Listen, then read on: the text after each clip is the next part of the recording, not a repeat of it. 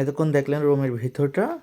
এটা হলো looking mirror, আর এই পাশে হলো ক্যাবিনেট আমরা একটু পরে দেখতেছি। আর ডান পাশে হলো আমার ওয়াশরুম। আমরা একটু মূলত দেখবো হচ্ছে আমাদের ব্যালকনিটা।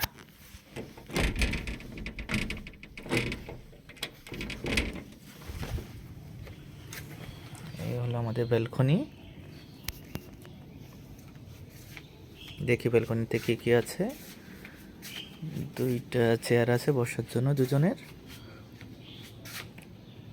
আর ব্যালকনির বাইরে দেখা যাচ্ছে ওই যে আলাদা আলাদা রুম। 306 নম্বর রুম দেখা যাচ্ছে ওই পাশে। আর এটা আমারই ব্যালকনিতে, আমারই রুমে ওটা সিঁড়ি একটা, দুই পাশ দিয়ে সিঁড়ি আছে। এই সিঁড়িটা আমি গতকাল খেয়াল করিনি। এই পাশ দিয়ে একটা সিঁড়ি আছে। আবার যদিও এগুলো বৃষ্টিতে ভিজে চেয়ারগুলোর কালার নষ্ট হয়ে গেছে, খুব একটা সুবিধাজনক অবস্থায় নেই।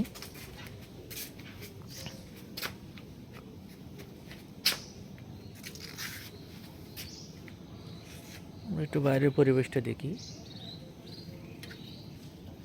এখন সকাল 8:30।